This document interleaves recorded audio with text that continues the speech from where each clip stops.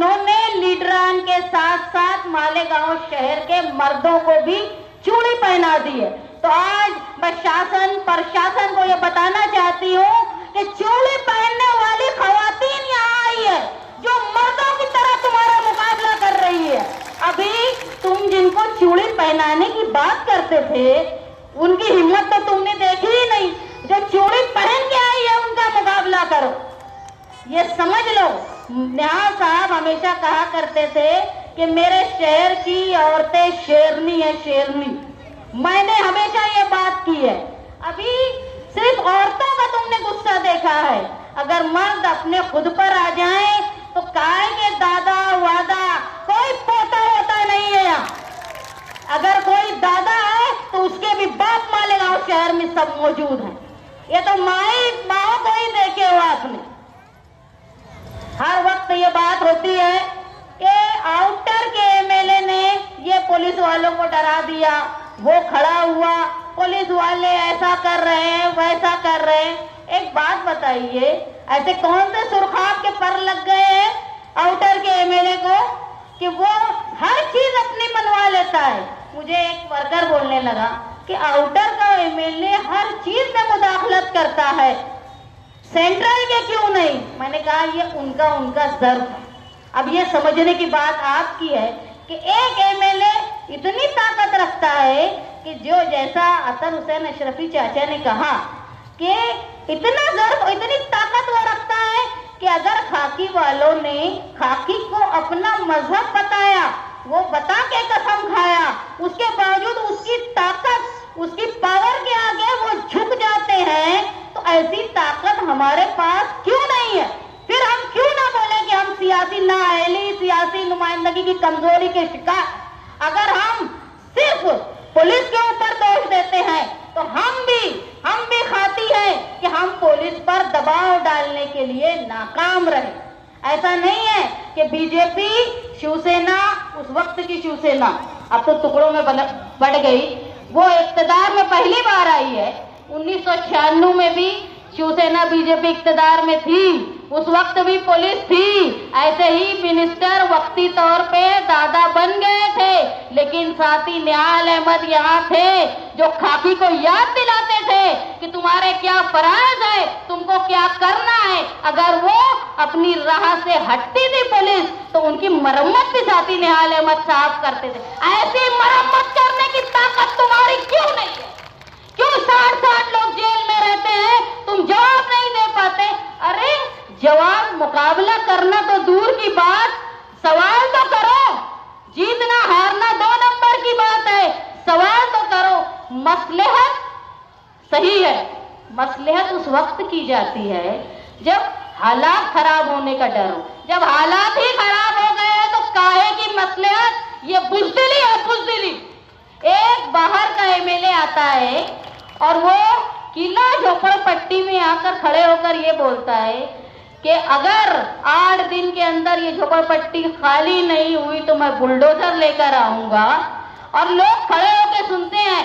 अगर सिर्फ आउटर के एमएलए के अंचू पंचू लेके किला पुलिस स्टेशन में पहुंच जाते हैं या किला तक पहुंच जाते हैं, कमिश्नर जाकर खड़ा होता है, तो क्यों हमारे यहाँ के लोग नहीं गए? उस वक्त क्यों नहीं कंप्लेन की उसके खिलाफ? क्यों सिर्फ सारे अधिकार जो है वो आउटर के एमएलए को, हमको क्यों नहीं है? और हम क्यों नहीं इस्तेमाल करते? अरे जिनसे जो रिश्ते हैं वो कायम रखो, लेकिन तुम्हारे को ओढ़ देने वालों का हक मत भूलो। आज अगर किसी की बस्ती पे आफत आई है और तुम खामोश हो तो तुमको दुनिया में नहीं ऊपर भी जवाब देना है, वो तो ख्याल रखो। मैं साथी निहाल अहमद साहब की वर्कर होने के नाते, बेटी होना तो बहुत बड़े फर्ज की बात है, मैं उनकी वर्कर होने के नाते, उनके उसूलों पर चलने के नाते मैं मालेगांव शहर की किला झोपड़पट्टी से ये वादा करती हूँ कि हमारे अंदर जितनी ताकत है, तुमको बचाने के लिए, तुमको बनाने के लिए निहाली सोच के वर्कर, लीडर और जनता दल तुम्हारे साथ खड़ी रहेगी।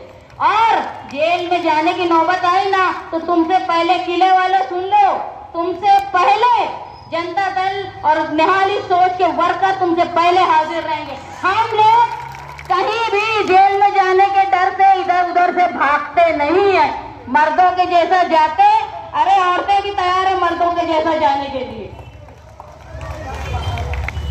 अगर किला झोपड़पट्टी में कोई भी बुलडोजर का मामला हो गया, जिस तरह यूपी में बुलडोजर की सियासत चल रही है कि अक़लियत को, मुसलमानों की बस्ती को तोड़ने के लिए बुलडोजर की सियासत की जा रही है, तुम ये समझ लो, अगर सिर्फ एक किला झोपड़पट्टी की बात नहीं है, अगर किला झोपड़पट्टी के ऊपर बुलडोजर चलाने की हिम्मत सरपसंदों की हो गई तो तुम समझ लो मालेगांव शहर की कोई भी मुतनाज़ा झोपड़पट्टी महफूज नहीं रह सकेगी।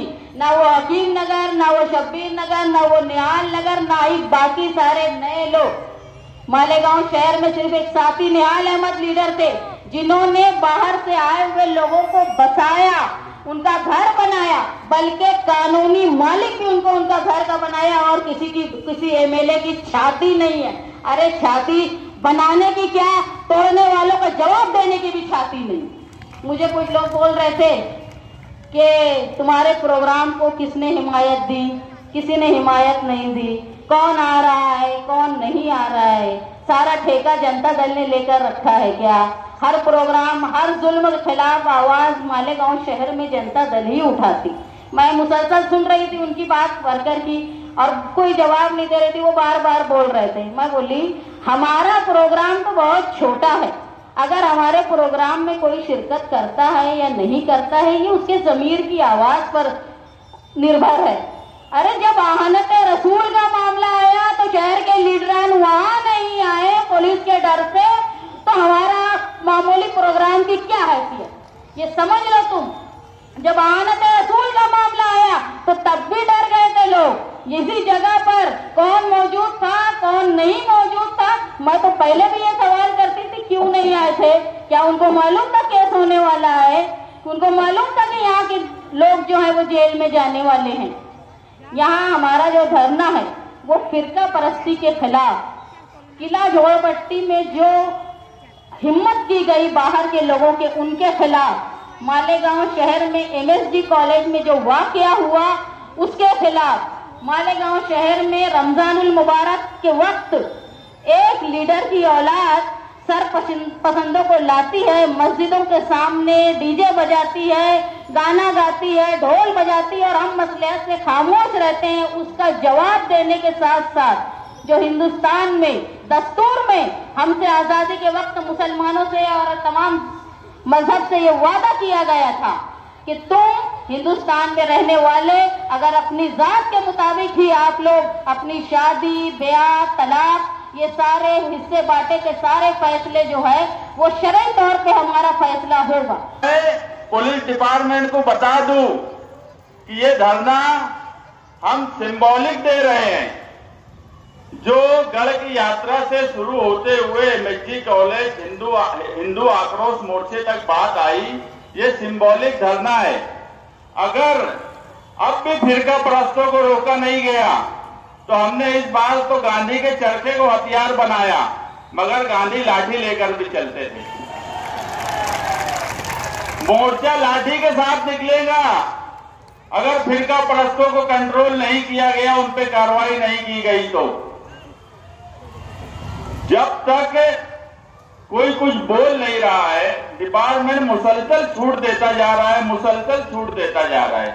जबकि मैं ये मानता हूं कि तुम कानून के खिलाफ वर्जी करने वालों पर अगर कार्रवाई नहीं करेंगे, उनके हौसले बुलंद होंगे और आप रिकॉर्ड देखते चले जाओ, उनके हौसले बुलंद होते ही जा रहे हैं, मगर कोई कार्रवाई उन पर हो नहीं रही है। अभी धरने के बाद प्रांत ऑफिसर को जो मेमोरेंडम दिया जाएगा उस पर इससे पहले मोइन अख्तर ने आपके सामने तफसील दी है कि क्या क्या कार्रवाई हम चाहते हैं। ये धरने से इस शहर का दबदबा भी आएगा, डिपार्टमेंट को भी सोचने पर मजबूर होना पड़ेगा कि इस तरफ के लोगों के साथ अगर नाइंसाफी हो रही है तो वो उस पर सोचे और कार्रवाई करे। और मैं तो ये बोलता हूं कि ये धरना तो पुलिस के खिलाफ भी अन्याय हो रहा है, उसके भी खिलाफ है। ये महाराष्ट्र भर में मैं कहीं नहीं देख रहा हूं कि कोई लीडर आता है, पुलिस के आला अधिकारियों को डांटता है, ऑन कैमरा बोलता है, पब्लिक में बोलता है, एक 2.5 फीट का आमदार आता है, वो पुलिस के आला अधिकारी को डांट के चला जाता। पुलिस कर क्या रही है? तुम अपने तो जमीन की आवाज पे कुछ करो कि तुमको कैमरे के सामने, पब्लिक के सामने डांट कर चले जा रहे हैं और आप कार्रवाई करने की तरफ नहीं जा रहे हो। अगर पुलिस के आला अधिकारियों का ये रूल रहेगा, ये तरीका रहेगा, तो पुलिस के दूसरे छोटे जो ऑफिसरान है वो बेचारे क्या करेंगे? मैं तो बोलता हूं कि ये पुलिस के साथ जो ज्यादती की गई दादा भूसे साहब और वो 2.5 फीट के आमदार की तरफ से, ये उसके खिलाफ भी धरना है, ये पुलिस के भी हक में धरना है। पुलिस ये भी बात समझ ले कि कोई आएगा हमारे आला लीडरान को दम दाढ़ी देकर चला जाएगा, कानून का मजाक उड़ाएगा और उसके बाद भी पुलिस कुछ नहीं करेंगी, तो ये पुलिस के भी हक में है ये धरना, ऐसा मैं मानता हूं। इस शहर के पालक मंत्री, जिले के पालक मंत्री, मैं इससे पहले भी बोला कि पालक का क्या काम होता है कि शहर के हालात को सही रखे और सबको लेकर चले, मगर इस शहर के पालक मंत्री और उनके बेटे ही शहर के हालात को खराब कर रहे हैं। मैं जो भी लोग उनके नुमाइंदे बन के एमएचजी कॉलेज में गए, दूसरी जगह गए, हम सिर्फ ये धरने से ये डिमांड करते हैं कि उनके ऊपर कानूनी कार्रवाई जल्द से जल्द की जाए। वक्त बहुत ज्यादा हो गया है, स्कूल की छुट्टी का भी टाइम होने वाला है। आज 2 जुलाई को हिंदू जन आक्रोश मोर्चा निकला, उसमें एक बाहर से छोटे आमदार आए, किले पे गए, 8 दिन के बाद 8 दिन का टाइम दिया। इत्तेफाक से आज 90 दिन है 11 जुलाई का। उनके अप्पा बिल्डोजर लेके नहीं आ पाए मालेगांव। ये मालेगांव निहाल साहब का मालेगांव है। बोलना और करना ये फर्क है। जिस वक्त उन्होंने बोला था उसी वक्त हमने उनका जवाब भी दे दिया था। और किला झोपड़पट्टी किस तरह से उनको उनका हक मिलेगा, ये भी हमने निवेदन में प्राण साहब को लिखा है कि वो कमिश्नर साहब की तरफ भेजें। हम यहाँ जो लोग धरने पे बैठे हैं, हम सड़क पर एहतजाज कर सकते हैं क्योंकि दस्तूर ने हमको वो इख्तियार दिया है। हम सड़क पर एहतजाज कर रहे हैं। मैं असेंबली में तो एहतजाज नहीं कर सकता। अतार अशरफी साहब बैठे हैं, वो असेंबली में एहतजाज नहीं कर सकते। जाहिद नदवी साहब बैठे हैं, वो असेंबली में एहतजाज नहीं कर सकते। हमको दस्तूर ने यही हक दिया है कि हम सड़क पर एहतजाज करें। हम सड़क पर कर रहे हैं। मानसून सर पर है, मानसून अजलास भी सर पर है। मैं शहर और कौम के मामले में हमेशा ये बोलता हूं कि मेरी पार्टी भी 2 नंबर पर। मैं अब जो मुफ्ती इस्माइल साहब से गुजारिश करने जा रहा हूं और मैं हाथ जोड़कर उनसे गुजारिश करता हूं कि इस शहर के दबदबे, विकार, इज्जत के लिए आप जो हालात गढ़ की यात्रा से लेके एमएचजी कॉलेज और हिंदू जन आक्रोश मोर्चे तक हुए, कानूनी एफआईआर मेरे पास है। आप बोलेंगे मैं चलकर पहुंचा दूंगा, आप असेंबली में ये बात रखिए। ये इसलिए भी जरूरी है, ये इसलिए भी जरूरी है कि दादा भूसे साहब आला अधिकारियों के सामने जवाब पढ़ रहे थे। जवाब किसी का भी कानूनी तौर पे पढ़ा नहीं जा सकता, ये कानून के खिलाफ है। मैं ये नहीं बोल रहा कि आप उनके खिलाफ लड़िए, मगर जहां कानून बनता है वहां पर अगर कानून तोड़ा जा रहा है तो आप वहां बात रखिए। हमारे शहर की बदनामी एमएचजी कॉलेज के मामले में हुई क्योंकि एफआईआर जो लोग कैरियर गाइडेंस कर रहे थे उन पर हुआ। महाराष्ट्र भर के शहरों में ये बात गई कि धर्म परिवर्तन मालेगांव शहर में किया जा रहा है। हम जानते हैं कि ओरिजिनल बात क्या थी, सब लोग नहीं जानते, मगर जब आप असेंबली में सारी सच्चाई बताएंगे तो ये बात महाराष्ट्र भर में जाएंगी। आप ये तो बोलिए कि कोई आदमी कैसे जवाब पढ़ सकता है पुलिस के सामने, आवाम के सामने। ये गलत एफआईआर हुई है, ये एफआईआर वापस होना चाहिए। और जिन लोगों ने धींगा मस्ती की, जिन लोगों ने बैनर को पैरों तले कुचला, उस बैनर पे आप ये सोचिए कि हमारे नबी मोहम्मद सल्लल्लाहु अलैहि वसल्लम का नाम लिखा हुआ था। क्या इस पे बोला नहीं जाए असेंबली में?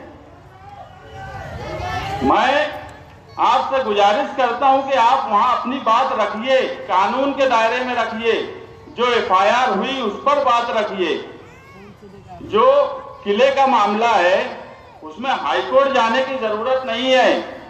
लोक आयुक्त ने हमारे हक में फैसला किया है। आप कमिश्नर पे दबाव बनाकर जहां घर बना हुआ है वहीं बनवाने की बात कीजिए। कमिश्नर भी सरकार के मातहत है। आप वहां पर असेंबली में वो बात रखिए कि कोई आंडू पांडू हमारे शहर में आएगा और 8 दिन में तोड़ने की बात करेगा। आप बात बोलिए, लोक आयुक्तों के ऑर्डर के साथ बोलिए। आप कानूनी बात रखिए, किसी की जाति मुखालफत मत कीजिए।